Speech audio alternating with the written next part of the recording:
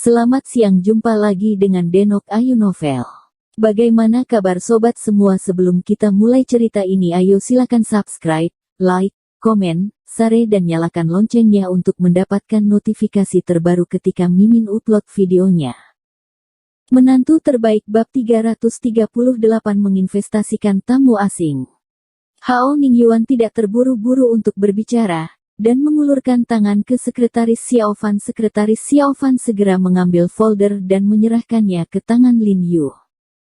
Lin Yu mengambilnya dengan rasa ingin tahu, lalu membuka folder dan melihat bahwa itu adalah surat tantangan, ditandatangani oleh Asosiasi Medis Korea, yang seharusnya memiliki segel merah, dan menandatangani nama Ketua Park Sang-yu.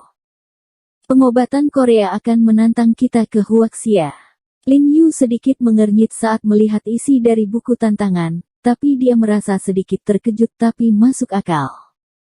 Terakhir kali, saya membiarkan obat Korea yang diwakili oleh Cui Jingwo kehilangan muka, dan Asosiasi Medis Korea benar-benar tidak dapat menelan nafas ini. Tampaknya mereka melihat bahwa mereka tidak dapat merekrut diri mereka sendiri, jadi mereka berpikir untuk pergi ke pintu untuk menantang trik ini, berniat untuk membalas dendam. Ya, waktunya telah ditentukan setahun kemudian. Dikatakan bahwa Santo Medis Korea Park Sang-yu secara pribadi mengambil inisiatif. Tampaknya kali ini mereka datang dengan agresif. Hao Ningyuan berkata dengan sungguh-sungguh. Dia tahu bahwa sebenarnya pihak Korea Selatan ingin membangun momentum terlebih dahulu sehingga seluruh China dan Korea Selatan, bahkan orang-orang di dunia, tahu bahwa ada hal seperti itu, untuk membuat pengobatan China meluas. Jelas mereka menantang kali ini dengan sangat percaya diri. Lin Yu melihat konten yang diterjemahkan ke dalam bahasa Mandarin di buku tantangan dan berpikir dengan hati-hati, tanpa berbicara. Bagaimana, Xiao He, apakah kamu percaya diri? Hao Ningyuan bertanya sambil melihat Lin Yu sambil tersenyum. Ini, saya tidak berani mengatakan. Lin Yu tersenyum dan menggelengkan kepalanya. Dari sikapnya yang biasa hati-hati dan rendah hati, dia tidak berani menggigit sampai mati. Bagaimanapun, pengobatan Tiongkok sangat luas dan mendalam.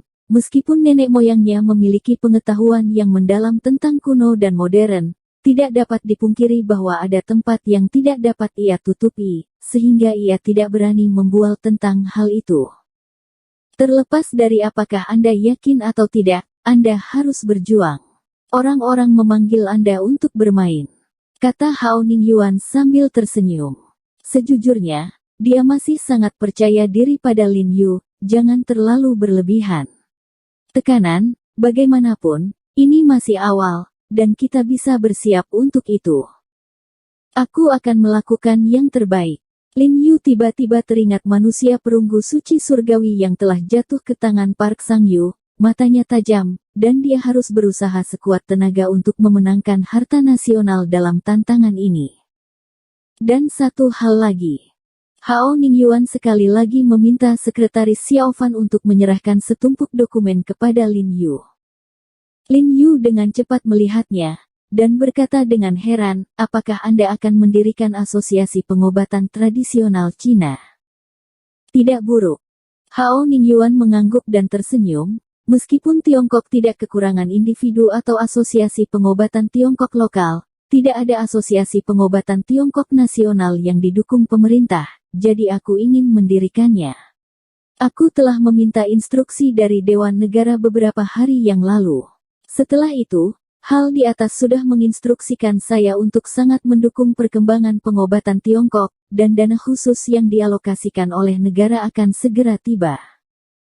Lin Yu tiba-tiba bersemangat ketika dia mendengar bahwa pemerintah memimpin dalam mengatur asosiasi medis semacam itu, yang merupakan penegasan besar dari pengobatan Tiongkok. Dan itu dapat sangat membangkitkan antusiasme generasi muda untuk mempelajari pengobatan Tiongkok, dan perkembangan pengobatan Tiongkok pasti akan terbuka. Babak baru, kebangkitan pengobatan Tiongkok pasti akan segera tiba. Menteri Hao, saya berterima kasih atas nama praktisi pengobatan Tiongkok. Lin Yu berdiri tiba-tiba dan dengan sungguh-sungguh membungkuk kembali ke Hao Ningyuan. Oh, dokter. Hei, apa yang kamu bicarakan? Untuk menyumbangkan kekuatan saya pada pengobatan Tiongkok. Bukankah itu yang harus saya lakukan? Hao Ningyuan berkata sambil tersenyum, adapun sesi pertama Asosiasi Pengobatan Tiongkok Lama, saya sarankan Anda untuk melayani. Apa? Lin Yu terkejut sedikit, dan buru-buru mendorong kembali, Menteri Hao, ini tidak bisa dilakukan, saya tidak bisa meyakinkan semua orang. Karena ini adalah asosiasi medis yang diorganisir oleh pemerintah, ia memiliki hubungan dengan pemerintah. Lin Yu, pejabat Tiongkok, jelas berbicara berdasarkan senioritasnya. Jika saya mendukung Anda, siapa yang berani tidak menerimanya? Hao Ningyuan berkata dengan dada yang membengkak, dengan aura yang agung, sedikit udara menteri. Mari kita bicarakan ini ketika saatnya tiba. Saya sekali lagi berterima kasih atas semua yang telah Anda lakukan terhadap pengobatan Tiongkok. Lin Yu berkata dengan hormat. Setelah keluar dari Kementerian Kesehatan, Lin Yu belum terbebas dari kegembiraan barusan, meskipun pembentukan Asosiasi Pengobatan Tiongkok kali ini tidak bisa dikatakan sebagai peristiwa yang menghancurkan bumi, dia seperti orang yang berjuang untuk bersinar di awan tebal. Seberkas cahaya membuat orang melihat harapan. Revitalisasi pengobatan Tiongkok masih harus menempuh jalan panjang, tetapi dia akan selalu berjalan dengan tegas. Jiarong, temani aku untuk membeli beberapa bahan makanan di malam hari. Ye Qingmei meremas bahunya yang sakit saat melihat Lin Yu kembali. Tidak banyak makanan di rumah. Lin Yu berinisiatif untuk berjalan di belakangnya dan membantunya menekan pundaknya. Dengan teknik terampilnya ditambah dengan kekuatan spiritual dalam tubuh, Ye Qingmei tiba-tiba merasakan kelelahan menyapu tubuhnya. Oke, apa yang ingin kamu dan Sister Yan makan malam ini? Lin Yu bertanya sambil tersenyum. Adikmu Yan tidak akan kembali untuk makan. Dia memberitahuku tamu asing Korea apa yang akan diterima rumah sakit malam ini, dan meneleponnya. Kata Ye Qingmei. Tamu asing Korea. Lin Yu mengerutkan kening, merasa sedikit bosan ketika mendengar kata Korea. Bahkan, di ibu kota di mana teknologi medis mewakili puncak China, sangat umum bagi para ahli medis dari berbagai negara untuk berkunjung dan belajar. Ada juga banyak ahli medis dari Swedia, Inggris, dan negara-negara lain di rumah sakit Beijing. Lin Yu tidak menolak hal ini, dan pertukaran antara pengobatan China dan Barat. Itu hal yang baik untuk profesi medis, tetapi Lin Yu membenci Korea Selatan, dan membenci penjahat tak tahu malu yang menjiplak barang-barang dari Tiongkok dan mengambilnya untuk dirinya sendiri. Dia pergi ke restoran, jadi kenapa kita harus makan di rumah? Ayo pergi kakak, aku juga mengundangmu ke restoran. Kata Lin Yu sambil tersenyum. Itu terlalu merepotkan. Makan saja di rumah, aku menurunkan berat badan. Kata Ye Qing, menggelengkan kepalanya. Kakak senior, kamu sangat kurus, jadi apa lagi yang kalah? Aku merasa tertekan. Lin Yu dengan lembut menyentuh punggung dan pinggang ramping Ye Qing. Alis Ye Qing sedikit memerah, dan hatinya tidak bisa menahan goyangan ketika dia ingat bahwa dia membantu Lin Yu melakukan pernapasan buatan kemarin ketika Lin Yu tercekik, wajahnya memerah bahkan lebih buruk. Di malam hari, Lin Yu Guo benar-benar ingin mengajak Ye Qingmei dan Dou Ximi makan malam.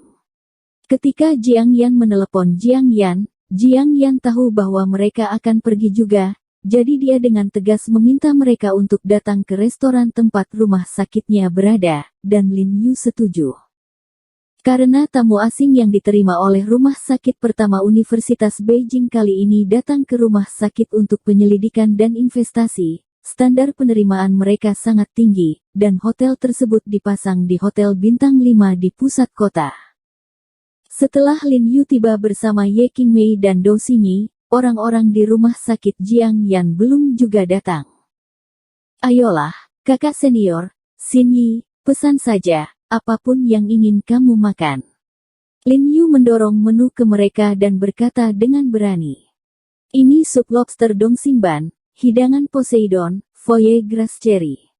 Ye Qingmei dan Dou Xingyi menundukkan kepala untuk mendiskusikan pemesanan. Sekarang Lin Yu adalah masalah besar bagi mereka, jadi mereka tidak sopan saat memesan.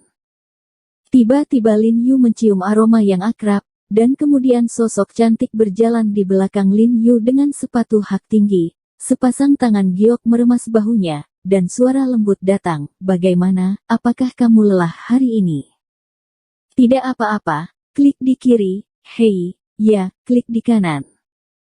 Lin Yu secara alami tahu bahwa itu adalah Jiang Yan, menutup matanya dan mengangkat kepalanya tinggi-tinggi, dan dengan sengaja membanting Jiang Yan untuk memberi perintah. Jiang Yan dengan patuh mencubit bahunya.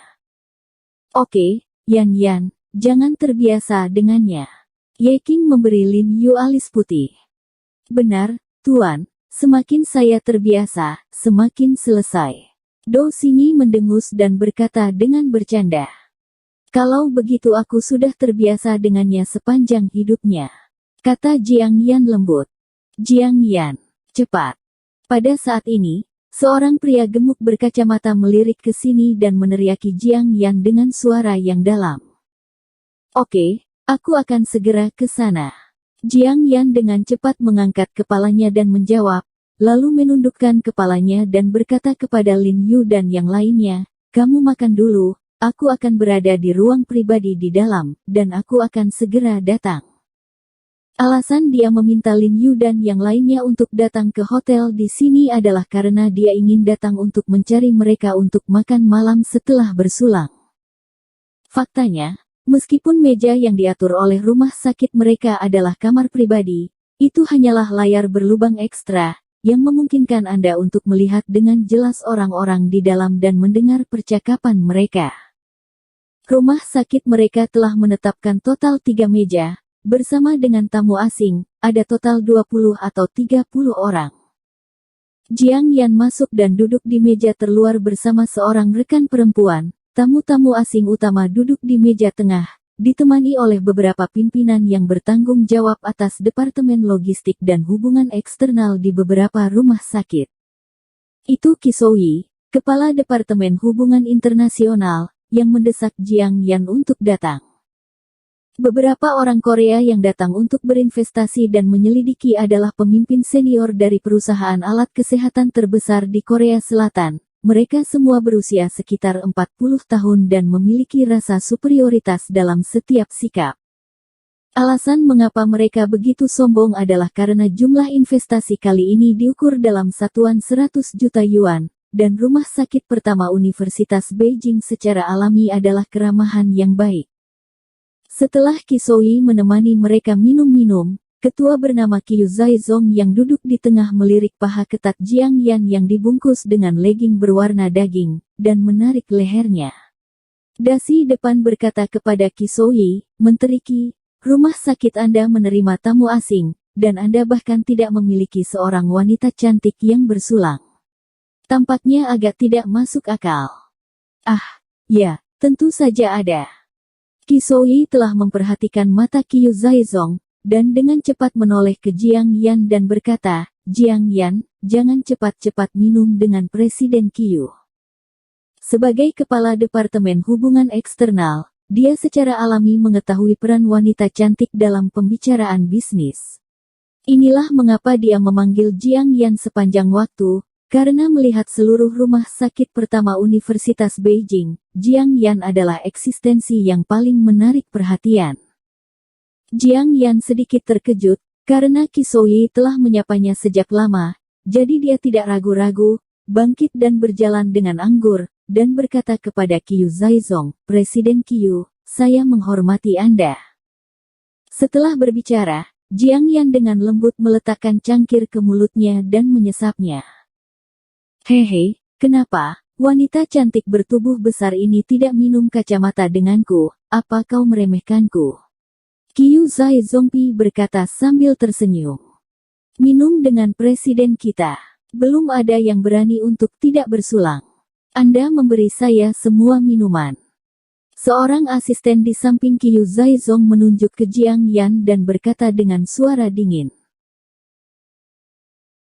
Bersambung. Terima kasih kepada kalian yang telah menonton video ini. Jangan lupa tekan tombol subscribe-nya dan nyalakan notifikasinya untuk mendapatkan video-video seru lainnya dari Denok Ayu Novel.